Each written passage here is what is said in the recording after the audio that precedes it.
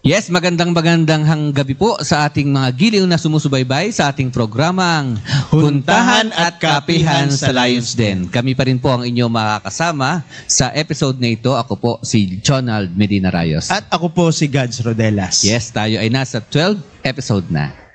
Akala diba? nyo yun? Nasa, palabing kumbaga, naka-3 buwan. Yes, oo. At kung hindi, yes at oo, kung hindi lang tayo nagkaroon ng kunting mga technical difficulties sa mga nagdaang linggo, ay sana, ilan ba yung kulang natin? 3. Parang naka-3. Pero bagamat meron tayong mga ganong sabi nga pat lang, ay may nafi-fill in naman. Yes, may fill in tayong program. At yan po ay magtutuloy-tuloy sa inyo sapagkat pinagsusumikapan po namin na lalo pang kahit pa konti-konti, ma-improve yung ating programming para maibigay namin sa inyo ang mas maayos na presentasyon ng bawat episode sa pagtatanghal na ito ng Huntahan at Kapihan sa Lions Den. Gads, nitong nakalaraang Friday, tayo nagkaroon ng pagkakataon na yun yung ating first episode na lumabas tayo sa Lions Den. At tayo ay rumampa sa Alabang. Sabi nga, how's the experience? Okay naman at nakakatuwa. 'Di ba sabi ko sa iyo doon sa 10th episode natin na baka next week tayo magsuot ng barong Tagalog kasi pinag-uusapan natin barong Tagalog dahil doon sa ipinakita sa Kapitolyo dati yung ngayon borda at debuho. Oo.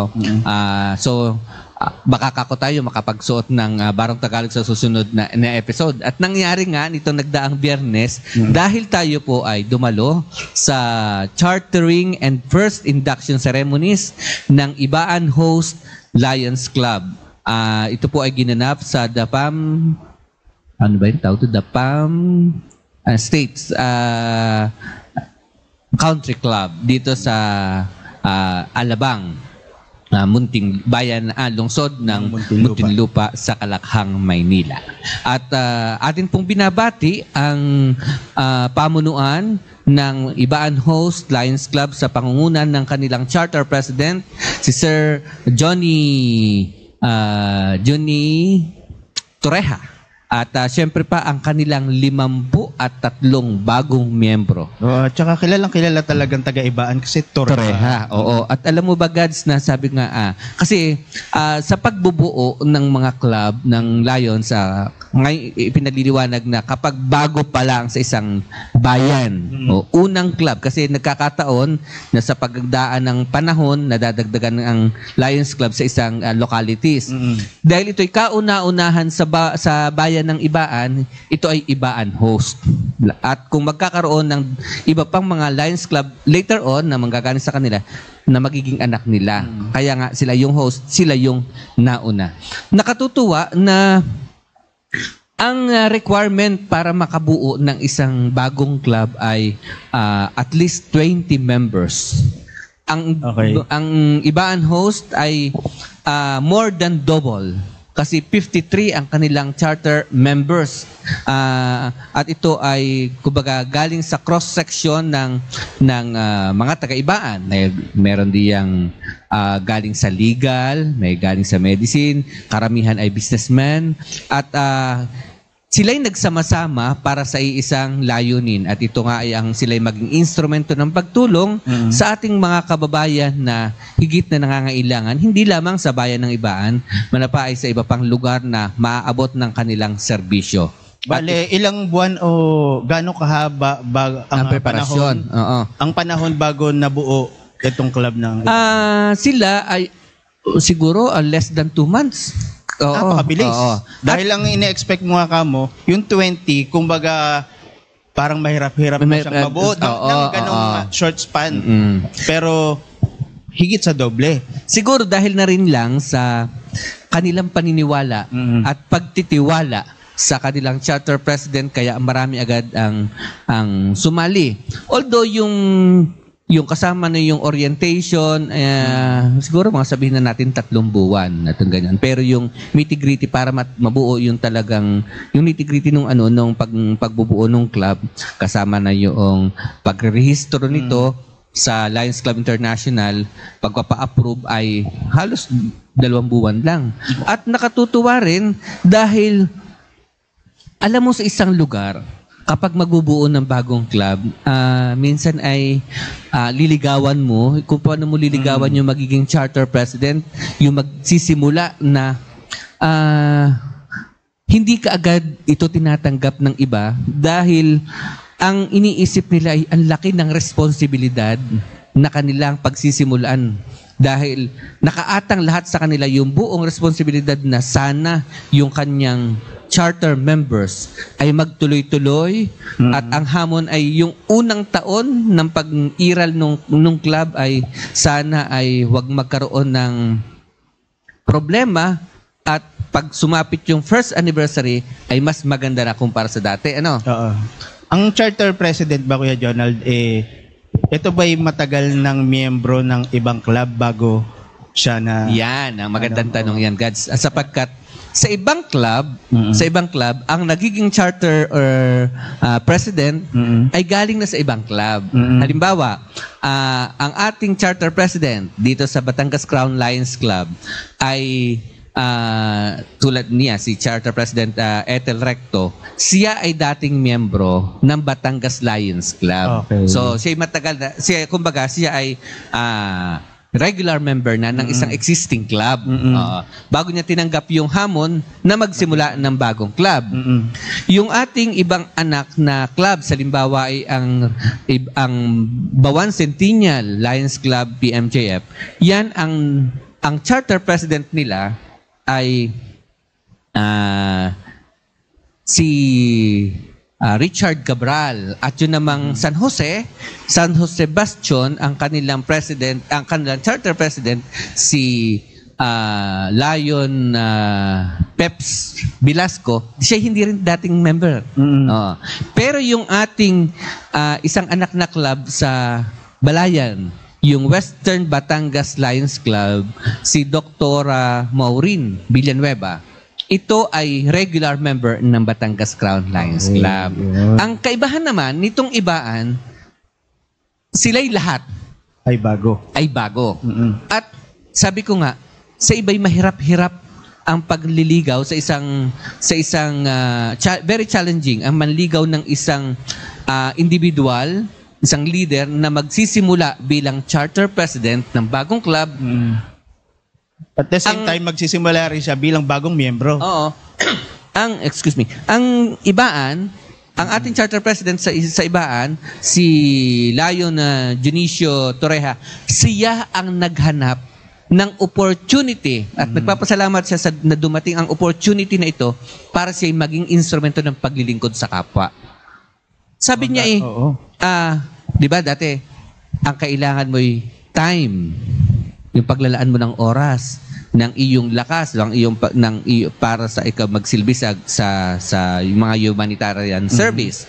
At kukurit ng konti sa iyong resources. Sa kanya hindi basta kurit ito.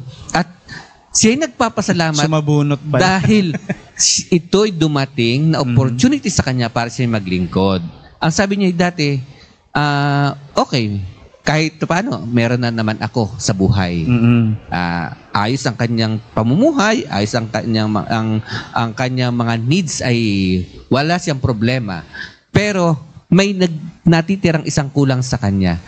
Kung paano siya makatulong sa mga higit nangangailangang kapwa niya. At nagpapasalamat siya na dumating ang opportunity na ito na nabuksan ang oportunidad para siya'y maglingkod sa pamamagitan ng pagiging charter president ng Ibaan Host Lions Club. Kumbaga, yun na lang pala talaga yung kulang sa kanya na hindi niya inaasahan na darating na. Yes, oo. So, ang atin pong muli pagbati sa bumubuo ng Ibaan Host Lions Club sa pangunguna ng inyong Charter President Dionisio Torreja. At syempre pa, ang atin din pagbati sa mga miyembro ng Batangas Crown Lions Club na nagsilbing guiding lions. Sila yung tumulong sa pagsisimula. Ang ating incumbent president for Lion Year 2023-2024, si Lion Ray Basa, PMJF, si Lion Arthur Patulot ng miyembro din natin, at saka si Lion Segundo Binay. So sila po ang mga naging guiding lions, sila ang nagsimula para magkaroon ng Ibaan Host Lions Club. At syempre pa, pagbati din natin ang ating First Lady, Angelica Chua Mandanas, ay kasama sa mga charter members ng Ibaan Host Lions Club. Aba, medyo nandun na sa nagsisimula, pero yung miyembro nila bagong miyembro naman sa pamilya Mandanas. Yes, oo. At siyempre, ang ating namang governor ay matagal ng miyembro ng Batangas Lions Club. So, kumbaga, hindi na bago sa kanila. At kumbaga, yung pagiging bagong miyembro ng Lions Club ni First Lady Angelica Chua Mandanas ay kumbaga ay madali para sa kanila sapagkat si Governor nga ay isang Lion member. So, yan po. At syempre pa, tayo'y bumabati sa buong pamilya ng Batangas Crown Lions Club, PMJF, sa pangunguna ng ating President Ray Basa, at siyempre pa ang ating mga iba pang mga past presidents, ang ating incoming President sa Lion Year 2024-2025. Ngayon ay First Vice President Amelia Maderazo. Ito yung si Kumadring Aling. Bali, ano na pala, Kuya Jonald, bibilang na lamang ng araw para magkaroon ng turnover. Yes. Ang atin pong Lion Year 2023-2024 ay matatapos sa June 30. So, ngayon 2 linggo pa. Oo, kalahating buwan na lang. Kalahating buwan. Kunting kembot na lang, matatapos na. At napakabilis naman ng araw, lalo ganito. Lagi na lang masama ang panahon. Mas masarap umungkot at ang oras ay lilipas na lang. Pero siyempre, dahil nga sa nabanggit mo, sa mga ganyang mga panahon, ang mga miyembro ng Lions ay hindi nagpapahinga. Yes, hindi tayo na mahinga. At sapagkat sa pagpapalit ng panahon, ibig sabihin ng weather system, papasok na ang tag-ulan. Sabi nga po ng Pag-asa ngayon ay muling nabalik ang habagat. Yun na nga. Diba sabi, parang nagsimulang bumalik kahapon ang habagat at inaasahan po ang palagian ng pag-uulan dahil tayo nga ay nasa rainy season na at iyan nahaharap na tayo sa maraming mga kalamidad. Sana naman huwag dumating ang mga malalakas na bagyo. Ulan na lang na kailangan ng ating mga magsasaka at kailangan natin lahat para sa lumamig-lamig naman ang panahon, pero sana huwag namang may kasamang malalakas na hangin. At ang isa pa, Kuya Jonald, kung napapansin mo rin, araw-araw at madalas din sa gabi, akala mo makapal yung fog. Oo. Pero dahil pa rin yan sa bulkan. Yes. Sabi nga ay, akala mo totally napalta na yung init ng lamig kaya nagkaroon ng fogs. At akala din ng iba, ito'y lahat ay galing sa bulkan. Pero ang sabi nga ay ng ating mga eksperto, ito rin ay kasama na yung dahil sa polusyon. Oo, isa ang pa yan. ating nakikita kay polusyon, kaya kung tayo po ilalabas at maraming fogs o ang tingin natin fogs o baga ang tawag diyan ng iba pa ay kung maaari tayo ay magkaroon ng face mask kung tayo ay lalo na yung mga may sakit sa baga, pati mga buntis at yung mga elder, lalo na mga bata at yan ang ating mga nakatatanda, para naman sila ay may protection. Pero kung wala naman ay di okay lang, dahil sabi po ay ang pagkakaroon ng protection sa sarili ay ito ay parang ipinamulat sa atin ng mga nagdaang panahon tanda po natin na nang pumutok ang Bulkang Taal, sinundan naman ng COVID-19 at tayo ay nasanay. Sabi nga, nung dumating ang COVID-19, tayo ay sanay na namang may busal. Nakabusal. At dahil tayo nga ay nagsimulang magsuot ng mask dahil naman sa alikabok na dulot ng pagputok ng Bulkang Taal. So, yan po, naihayag namin sa inyo ngayon yung mga naging kaganapan nitong nagdaang linggo. At yun po yung pong nangyari sa Ibaan Host Lions Club, yung kanilang chartering, yun po yung ating ginawang episode number 11. At yung magandang pagkakataon din po sapagkat although hindi ko po kasama si Gads, ang akin po naging co-host doon ay isang past president, si past president Senda Decembrana. Dati po siyang pangulo ng Batangas Crown Lions Club at syempre, nagkaroon tayo ng pagkakataong makapanayam si Charter President Dionisio Torreja at si incoming District Governor Sol Flores. Siya po ang magiging District Governor ng District 301A2 pagpasok ng July 1. At ako'y hanga sa taong ito, ang bata-bata pa para maging District Governor. Siya yata yung pinakabatang magiging District Governor ng ating District 301A2 at siya, kung tawagin Gads, ay isang Leo Lion. Ibig sabihin, sa pagitan. Nag-transition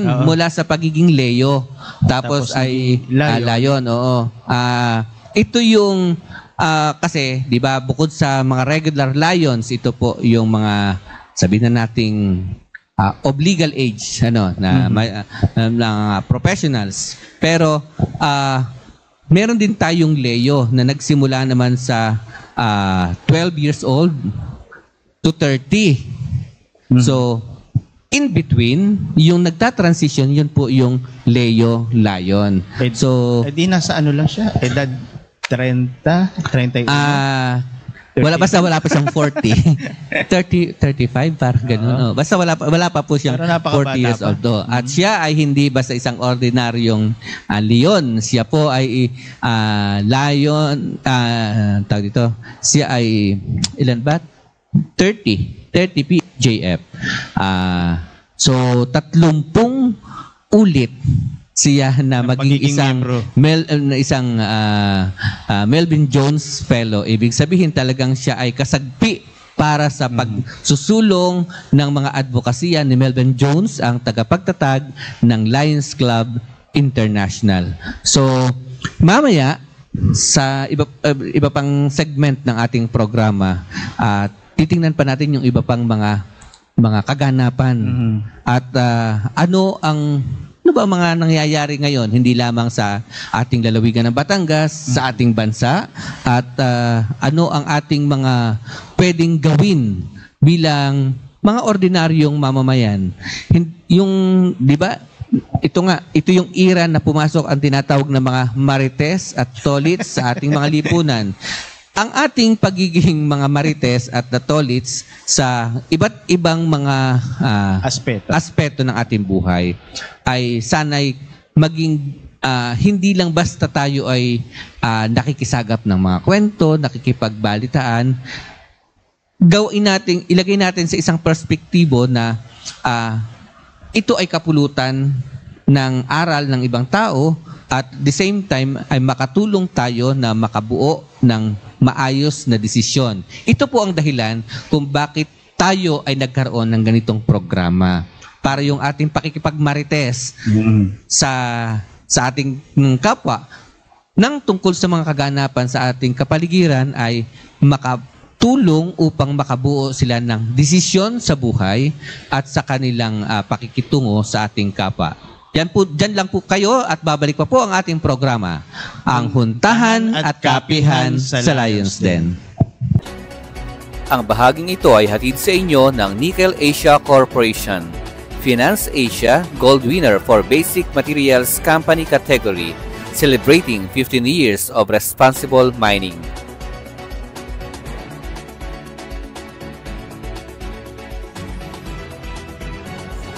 Ang bahaging ito ay hatid sa atin ng Shell Filipinas Corporation, kasabay sa pagsulong ng bawat Pilipino.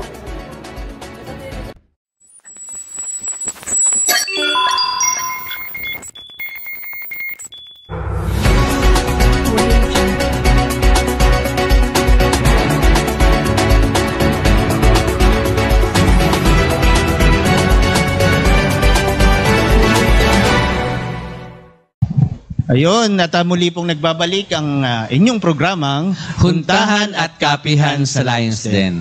At Gads, ngayong araw na ito, ipinagdiriwang yung World Blood Donors Day. Kaya naman po kaninang umaga, para po sa ating lalawigan do sa Batangas Blood Council, mayroon pong blood donation drive. At ito po ay para sa sa pagkakataong ito, ang naging host ay ang Batangas City Blood Council. Nakakatuwa at kanina sabi nga ni Dr. ano nga yun? Dr. Hernandez ba? Sa City Health. Okay. Sinabi niya na in behalf of Dr. Rose Barian, sinabi niya na ang target na donors for today ay nasa 500. So iniisip nila na magkaroon ng makahikayat ng at least 500 magdo-donate ng dugo. At kanina, bago tumanghali, nasa kalahati na. Oo, at napakahaba pa ng pila. Nasa mahaba ang pila. At nasa kalahati na yung ng kanilang target ang nakadating para magbigay ng dugo. At sadya po daw naman nilang ginawa na yung ibang barangay na nag-signify ng pakikiisa ay mabigyan nila ng oras sa pahapon para hindi naman sabay-sabay silang dumating doon sa Batangas City Coliseum dahil mahihirapan din naman itong mga nakuha ng dugo. At kanila din po na tinatarget na makalikom ng 500 bags. Yon. At sa kasalukuyan, Kuya Jonald, ay tapos na ang naturang programa at inaasahan natin na higit sa 800 yung daksa ng mga tao mula kaninang umaga hanggang 2:00 ng hapon. Pero alam natin hindi matapos lang yun ng 2:00 Ang kanila daw collection ay kahit hanggang umabot ng 5:00 ng hapon. Ay sila'y, basta may taong naroroon, ay sila'y patuloy na tatanggap ng mga donasyong dugo. At alam mo, ako hindi pa nakakapag-donate ng dugo. Hindi ko pa nararanasan. Simulat sa pool? Hindi pa, oo.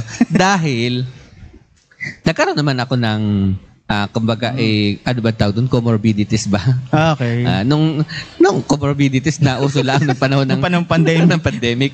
Pero, dahil nga, una, takot ako noon. Takot ako magpasipsip ng dugo. Ako'y nasanay lamang sa pagsisipsip ng dugo. Sa pagsisipsip, parang ako naman. Ano ka lamok? Vampira. Nasanay lang ako na magpakuha ng dugo nung ako'y lagi nagpapalaboratory. Ayun. Dahil kumbaga, siguro sa kadamihan ng pagkakataong ma-hospital at pagkukunan ka ng blood samples para sa laboratory, nasanay na magpakuha. Pero yung kukunan ng madaming dugo para doon sa blood bank, parang ako'y takot. Ang akin namang problema sa ganyan, tuwing pupunta ako, tatanong, ikaw ba'y natulog? Ikaw ba'y yun ang problema pa. Ang sagot ko lagi, ay oo, paano ka kukunan? Bakit ka naririto? Tapos, gaya naman nung kasama mo ako, nung experience natin, nung ako naman ay papabakuna. Hindi naman bumaba ang iyong BP. Oo. Akala, lahat na ng sphygmomanometer, manual o yung electronic ay sinubukan sa akin. Isa ang reading, akala nila, sira lahat. Dahil mahigit 200. Yung BP ko na hindi ko rin inaasahan. Ikaw ba'y kinakabahan? Hindi. Hindi. Hindi ka kinakabahan nun? Walang kakaba-kaba. Kumbaga, ramdam ko na puyat ako doon at pagod. Tapos binigla mo akong, sabi ko naman sa iyo, wag muna. Ikaw ang mapili. Kasi nung second dose ko, pagsalang ko, wala akong kaproblema. Natatandaan mo, nung una tayo anong tawag sa gayon? Vaccine. Hindi pa. Pabakuna. Hindi pa vaccine. Yung test. Sa bayan ng Kalaka. Nung tayo magpa-test, Rapid test. Rapid test, oo. Dugo pa noon ang kinukuha. Oo. At saka noon, parang, siyempre, alam mo ba yung baka ka matraumatize na? Kasi baka magkabiglaan na ikaw pala na-expose. Kung saan, kung saan tayo galing na. Pinag-uusapan natin noon, tayo ba ay Tayo ba ay rapid test? Ngayon, yun po ay pagkakataon na kami po ay nasa sa Kalaka dahil kaya kami naroroon. Kami mag-i-interview kay Mayor Nas. Tapos, nagkataon na meron pala na testing nung time na yun, nung araw na yun. Kasi lumalaki rin yung bilang ng mga may COVID sa bayan ng Kalaka. So, nagkaroon po ng rapid test dun sa isang barangay. Ay dahil kami nandun at kami magko-cover, ay kami inalok. At the same time, challenge. Sabi ko naman sa iyo, i-take na natin dahil libre naman. Challenge kami kung kami magpapatest. Ay di andun po yung alumpihit kami na pumayag dahil pag nagkataon na kami ay naging positive, ang aming iniisip, paano kami uuwi? Dahil hindi na tayo pa uuwiin. Pagka nag-positive, hindi kayo aalpasan. Agad na ikukulong doon sa isang kwarto na lahat ng inyong mga kakailanganin idadalhin doon at doon kayo pipikapin. Dadalhin doon sa may papuntang Tagaytay. Tanda mo ba? Yung hotel. Oo. Para may retreat house din doon doon dadalhin, doon ika-quarantine. So kami ay bilang mga siyempre, kaya kami naroroon, kami naghahanap ng balita at kami mag-i-interview. Hindi namin akalain na kami pala'y mapapasabak sa pagpaparapid test na yan. At salamat sa Diyos. Kami ay parehong negative. Kami nakauwi ng maayos. Maayos ang hinga. Talaga po kami nag-uusap, paano tayo pupunta? Siyempre, pag halimbawa ay ikaw ang nag-positive, kasama kita. Di ako'y kasama sa contact tracing. Dahil iniwan mo ang iyong motor doon sa may parte ng Taal. At sumabay ako sa iyo. At tayo magkasabay sa kotseng papunta ng Kalaka. So, patay na. Dahil kung sakali namang ikaw ang mag-positive, ganun din sa akin. Wala pong kaalam-alam ang aming mga kasama sa bahay, ang aming mga pamilya na kami naroroon sa Kalaka. Pero pag uwi ko ng bahay, dali-dali ako nagbihis at naligo sa labas. Dahil yun yung policy noon na bago ka pumasok ng bahay ay humaching. Yes. At tayo na-expose na napakarami. So, yan. Dahil sa paglukuhan ng dugo. At tapos, ito na nga, di pagdating po namin din sa Kapitolyo at pagpapabakuna, ay si Gads ay hindi naman bumaba ang BP. Nakailang lata na. Kumbaga ako noon ay na-BP ng alas 9 ng umaga. Alas 12 na ng tanghali, hindi pa bumababa yung BP. Oo. Nakailang in ka na po siya ng pineapple, hindi pa nababa. Nabigyan na rin ng Atapres. Hindi, wala naman ako nararamdaman kahit ano bang nangyari na? Sabi nga, anong nangyari na bukas? Para ganyan. So, awa ng Diyos po, nakapagpapakuna pa rin naman at hindi pa naman agad kami kinapitan ng COVID nung time na yun. At kahit na anong tawag dito, kung saan tayo nakarating, wala naman tayong nasagap na sakit. Oo. Yun lamang. Hindi po akalain na doon pala, doon sa patatlo, doon magpapabooster, doon pala makakasagap. At doon kami, muntik nang napulboron. Muntik na pong napulboron. Kung wala daw, sabi nga ni Doc Gerald, kung ako daw ay walang first and second dose, pulboron ka ay di pulboron. Doon sa inabot na Omicron na yon. Ayun. At syempre po, itong pagkakataong ito'y napaka-traumatic para sa atin. Pero ito ay isa pong hamon, isang challenge sa atin kung paano tayo magiging sabi nga, paano tayo aagapay, paano tayo tutugon sa pangangailangan ng ating kapwa? Paano ba tayo mag-share? Katulad sa ganito, sa pagbabahagi ng dugo sa ating mga blood bank. At alam niyo po ba, sabi nga, tinatanong ko, ano bang kailangan para ikaw pwedeng kunan ng dugo o pwede kang mag-donate? Kailangan lang ay may sapat na pahinga, sapat na tulog, wala ka siyempreng sakit, hindi ka nag-inom ng sinundang araw o gabi, siyempre hindi ka tumira ng kung ano mang na illegal na... Hindi ka tumira ng pulburon. hindi ka, wala kang kargang illegal na substance o gamot sa iyong katawan. At siyempre pa, buo ang loob mo na ikaw ay donate ng dugo. At sa pagkakataon po ito, hindi man ganun kadami ang iyong maibigay, kasi sinusukat yung capacity ng katawan kung yung kasya mong maibigay. Abay, kung ikaw ay malululan, bakit diretso pa ng pagbibigay? Ano po? So, kung ano lang yung na-donate mo, yun lang tinatanggap nila. At sila na ang bahalang mag-test kung ano ang iyong type. Sa blood typing, kung hindi mo pa alam ang iyong blood type. Ano po? At saka, ang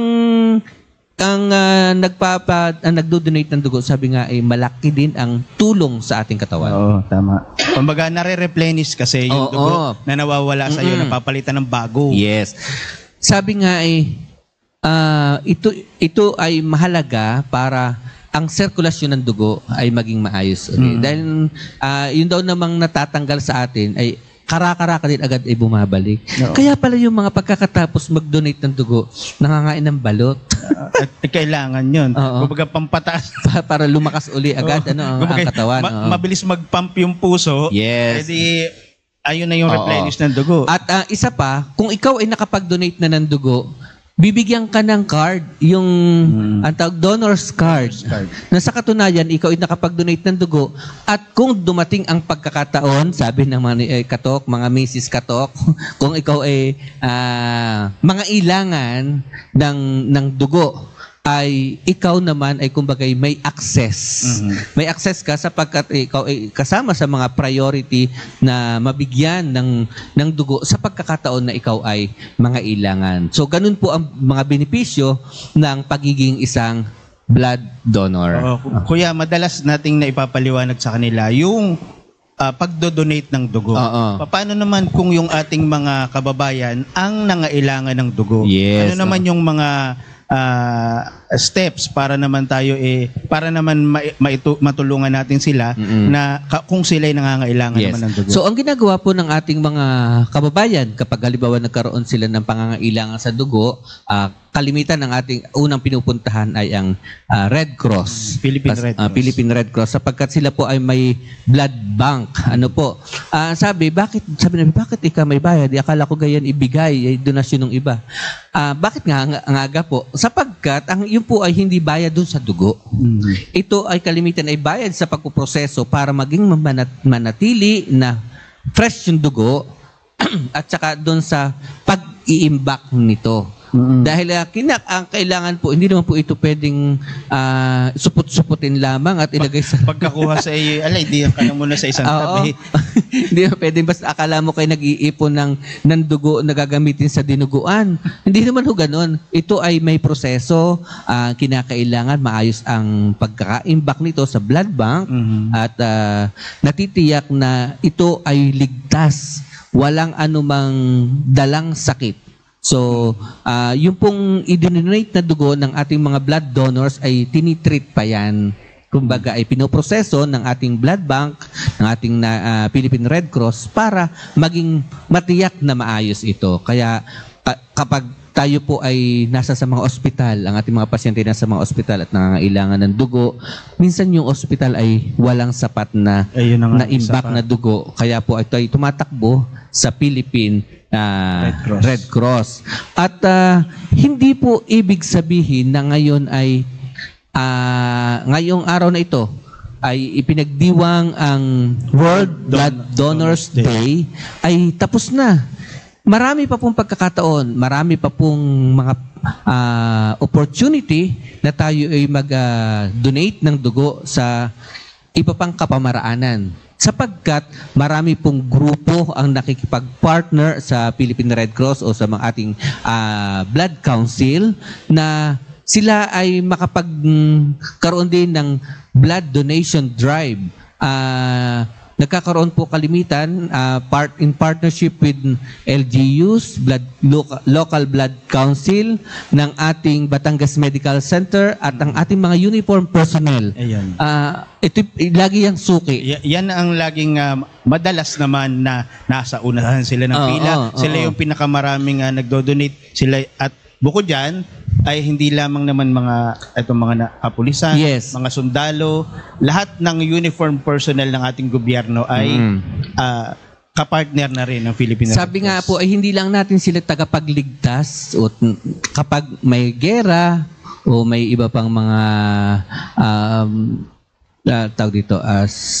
security o peace and order issues, kundi sila'y kasangga din natin sa usaping pangkalusugan, sapagkat ito pong ating mga uniform personnel ang laging suking-suki sa pagbibigay ng dugo, ang ating mga bumbero, ang ating mga pulis, mga sundalo, Coast Guard. Lahat po sila ay laging kapartner ng Philippine Red Cross at ng iba pang mga Blood Council sa mga ginagawang blood donation drive sa iba't ibang bayan o sa iba't ibang mga lugar para matiyak na tayo ay may sapat na imbak na dugo sa ating mga blood bank at maitulong natin sa ating mga kababayang nangangailangan.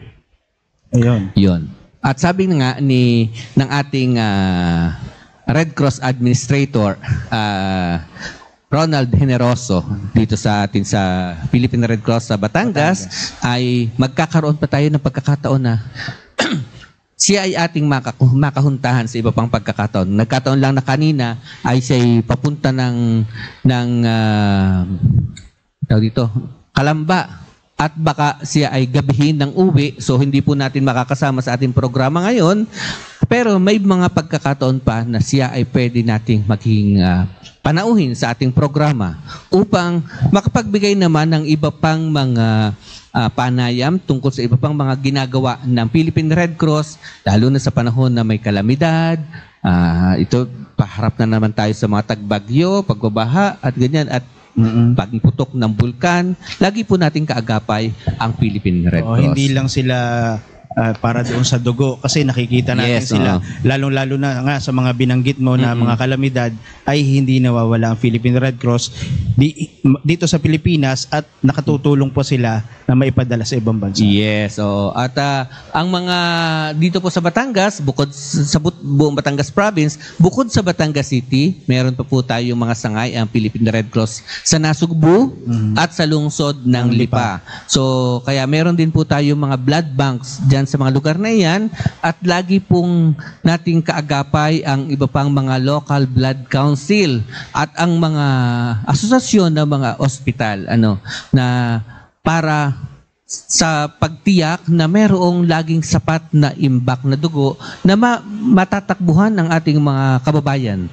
sa mga pagkakataon na sila ay mga ilangan ng dugo para sa kanilang mga medical procedures. Oo, at alam naman natin din, lalo ngayong panahon ng tag-ulan, uso na naman itong mga kitik-kiting maya-maya ay magiging lamok, tapos at dengue naman. Dengue na naman, oo. At isa pa, bukod sa dengue, nabanggit mo ang sabi nga, mga karaniwan ng mga sakit sa panahon ng tag-ulan, siyempre, naririyan yung leptospirosis. Yung pang isa. Yan. Pagka tayo ay sarap-sarap naman maghinaw dun sa baha. Nung kami mga elementary pa, tuwang-tuwa kami maghinaw doon sa sa mga gilid ng kalye na may mga baha. Dahil siyempre, maglalakad ka sa putikan. Hindi lagi gano'n. Hindi na iniisip na yung pinuhugasan ng paa. Hindi na iniisip na maaaring makasagap ng sakit. Pero dahil hindi din naman namin alam na mayroon palang gano'n.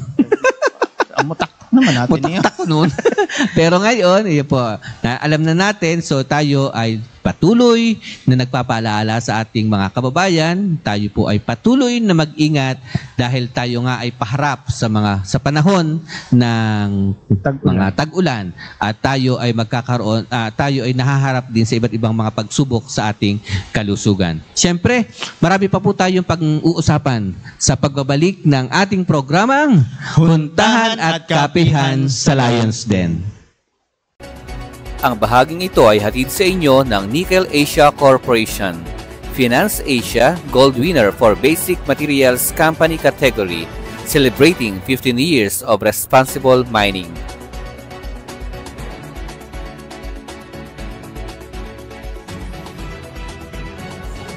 Ang bahaging ito ay hatid sa atin ng Shell Filipinas Corporation, kasabay sa pagsulong ng bawat Pilipino.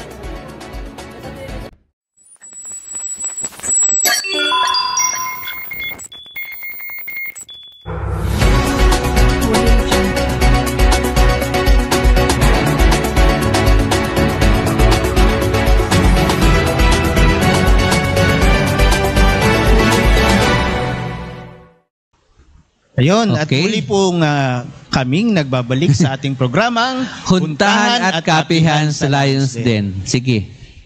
Ay, higop. Buti pa are. Ayaw mo naman ng kape. Ay, nahawa sa Akala mo lagi hahawahan ka. Ay ako ay talagang, sabi nga ay, coffee is life. Ay, tama ng isa kanina. Baka mamaya na uli, pag maghahaponan na, masarap ang bahaw pag uwi. Oh? Kahit hating gabi, nagbabahaw ka pa, namamahaw ka pa? Abay, bakit hindi? Pag gutom. Tapos ay meron kang sinaing na tuling at ipiprito. Yun ang masarap. Ay, Diyos ko. Kumusta Ewan ko sa iyo. Kumusta ang uric naman? Naku po. Ay, wala naman tayong maayos naman ang ating mga kasuan. Ako din. Kaya ko rin yan. Pag naman tatayo, makapagprito ng tulingan at makapagsabaw ng barakong kape. So, yan. At dahil nga tayo nasa sa lalawigan ng mga barako, ay di pag-usapan naman natin na yaring mga barako din mula doon sa ang gusto yung maging ama ng lalawigan at ang gustong pinakahuli naman ay maging konsehal ng bayan. Ay di bagay, ano nga babagang kasa ng mga yan? Oo nga. At sabi nga po ay ilang buwan na lamang ang nalalabi. At ngayon ay Hulyo, Agosto, Setyembre, Oktubre. 4 na buwan na lamang. At ang ating mga kababayan na sabi naghahangad, maglingkod, aalay ng kanilang sarili para maglingkod sa ating bayan. Ay 4 o 5 buwan na lang ang natitira para sila ay mag-file ng kanilang Certificate of Candidacy. At ngayon, parang padami ng padami ang mga nalutang. Tsaka bakit kaya mas gusto nilang mag-alay ng kanilang oras ng lahat ng mga binabanggit nila pag ganitong panahon lang? Pwede naman na. Ewan ko ba? Hindi, naitanong ko lang. Yes. At ulit po ng ating mga nababanggit, mga nakaraang episode, isa-isahin nga ulit natin. Sino ang mga sabing tatakbong gobernador? Ang unang nagpahayag kapapanumpa pa lamang bilang vice alkalde ng bayan ng Mataas sa Kahoy. Yes. Nung siya ay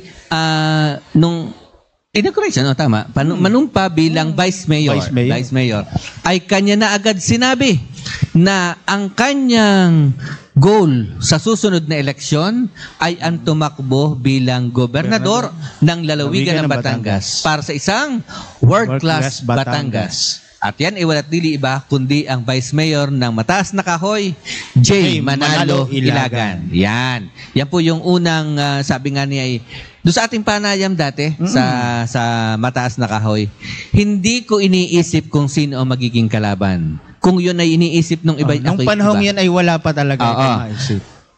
Sabi niya, kung sino man ang magpahayag, kung sino man ang maging kalaban, basta't ako ay yan ang tinatarget ko. At wala pa naman po siyang sinabi kung sino ang kanya magiging running mate. Ayun. Hanggang ngayon ay wala pa.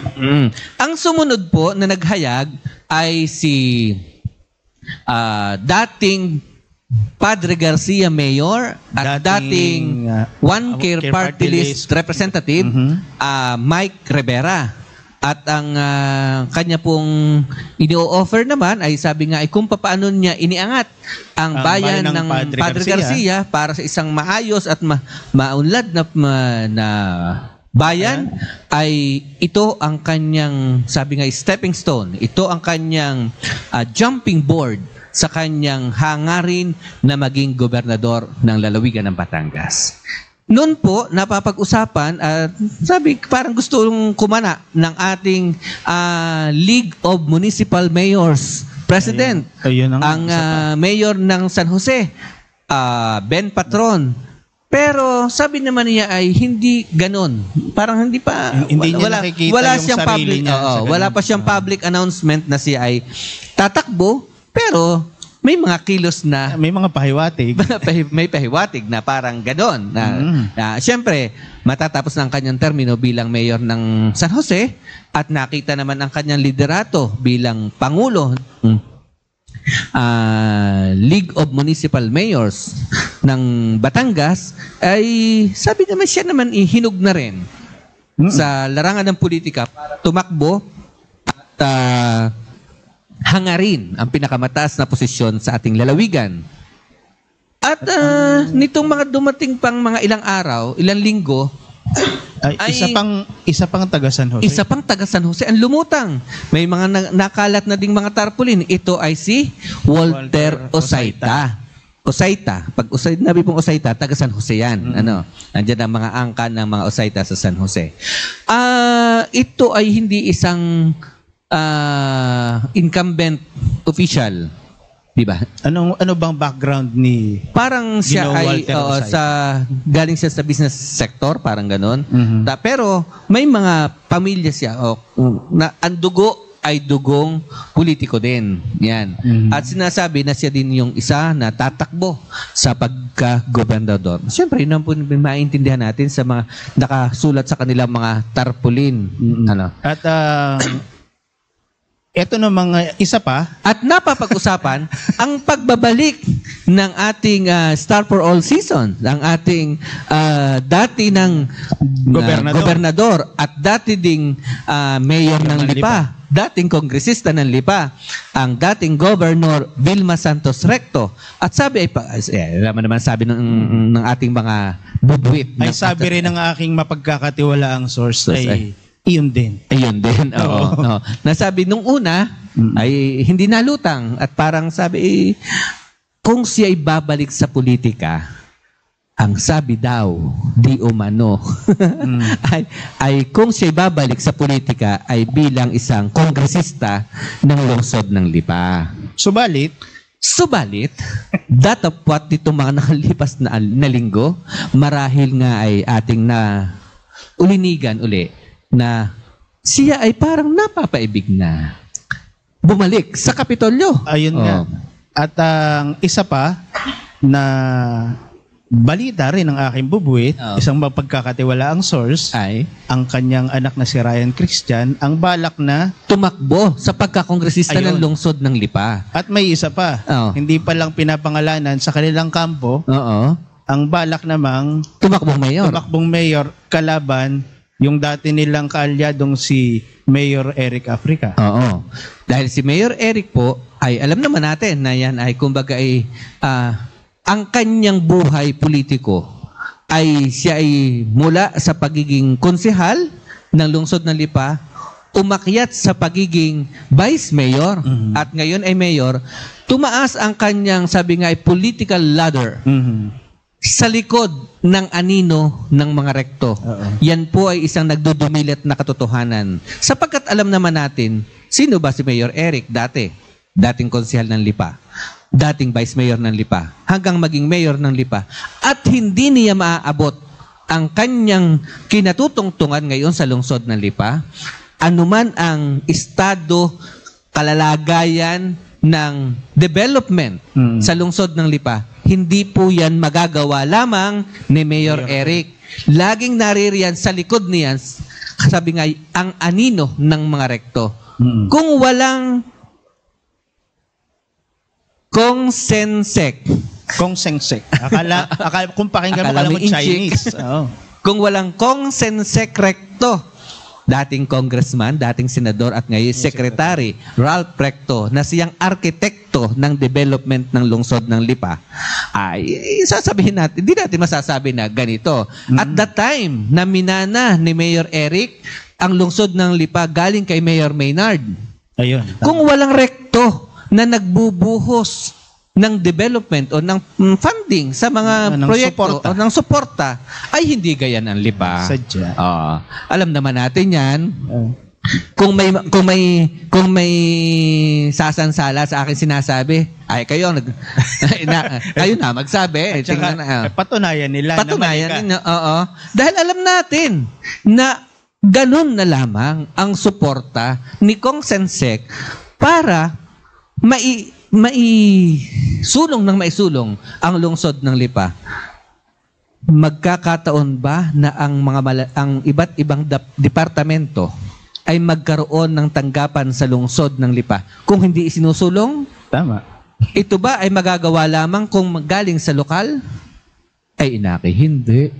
Ay, sabi nga natin sinong bukod sa Lipa na component city ang makagagawa. Yes. Kaya gano'n na lamang ang kita nyo naman ang naging pagsulong ng lungsod ng Lipa nitong mga nakalipas na ilang taon. Dahil nga naririyan si congressman, nandiyan si senador, naririyan si secretary Ralph Recto, na hindi naman siya tumatalikod sa kanyang, sabi nga matagal na niyang sinumpaan na maging manatiling naglilingkod para sa lungsod ng Lipa at sa lalawigan ng Batangas.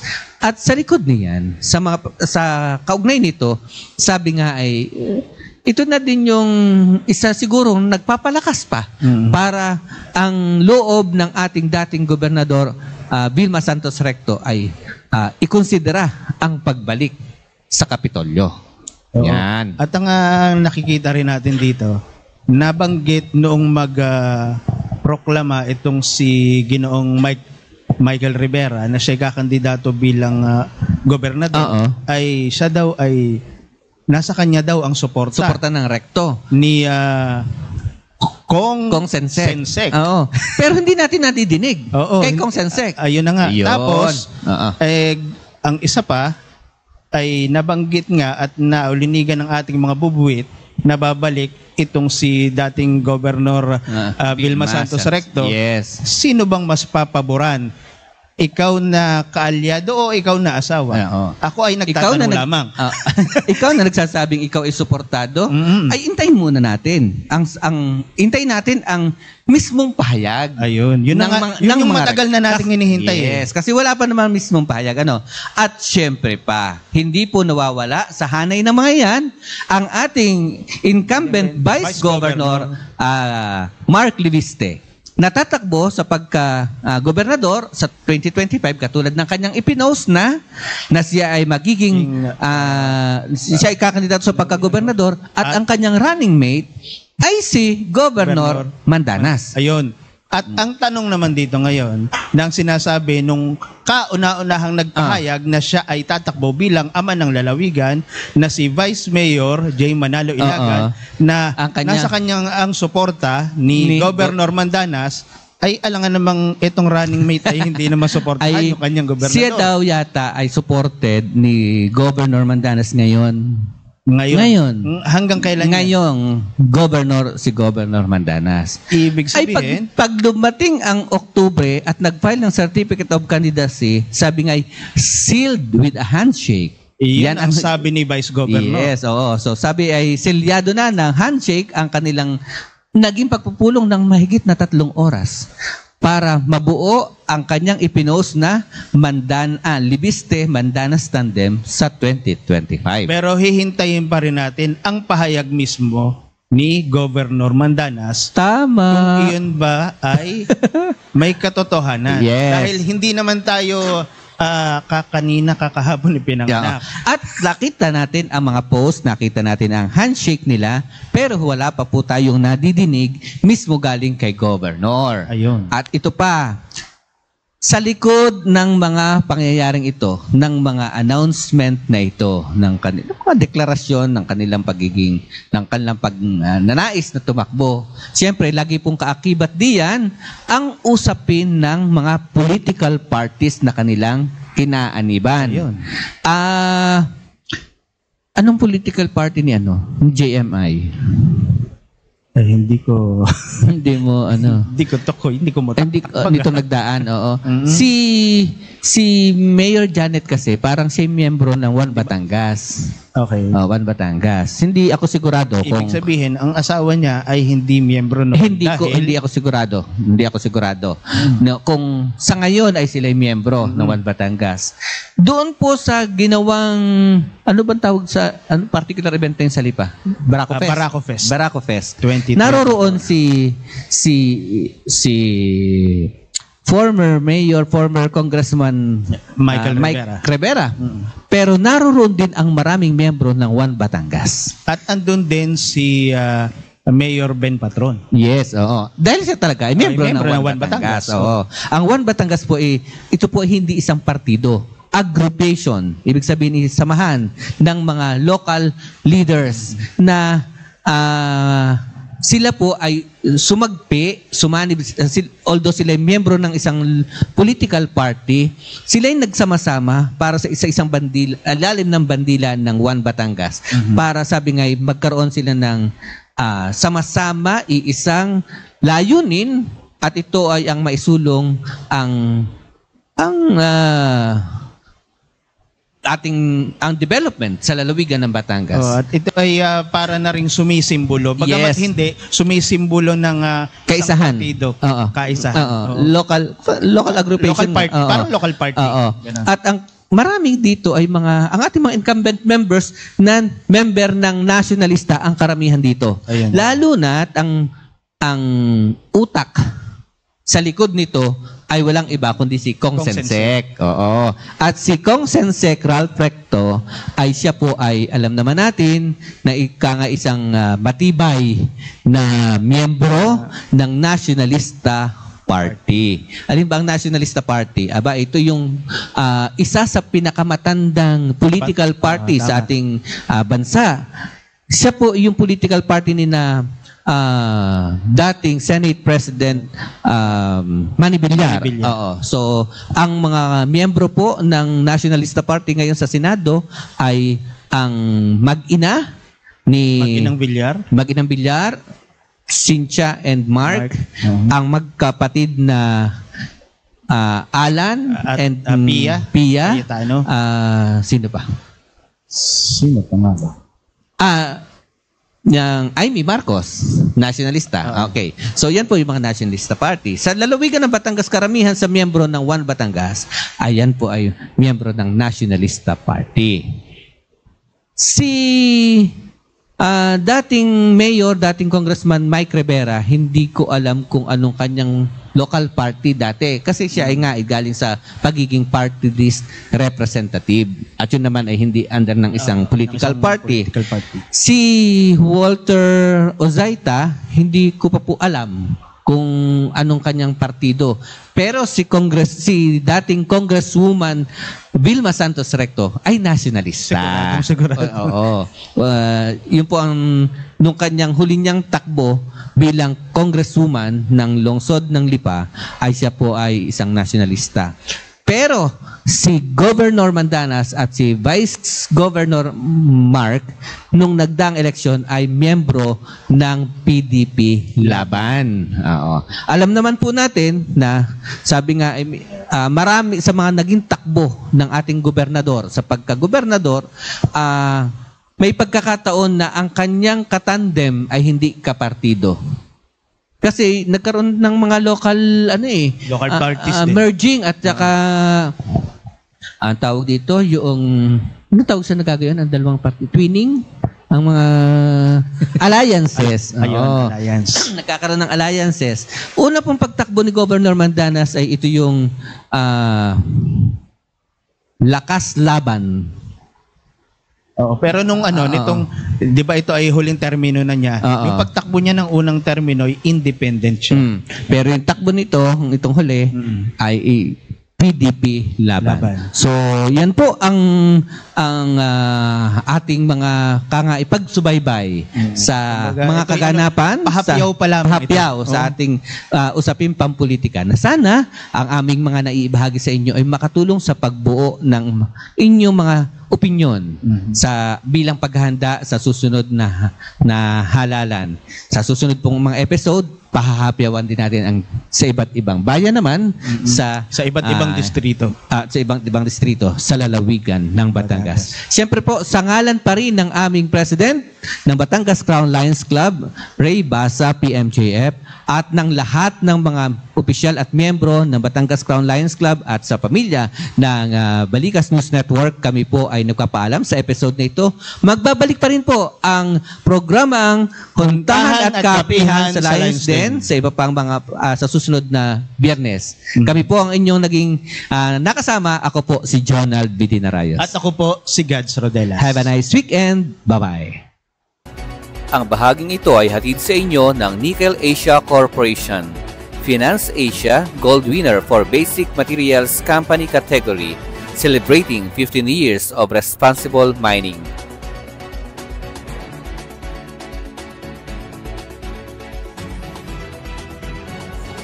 Ang bahaging ito ay hatid sa atin ng Shell Filipinas Corporation, kasabay sa pagsulong ng bawat Filipino.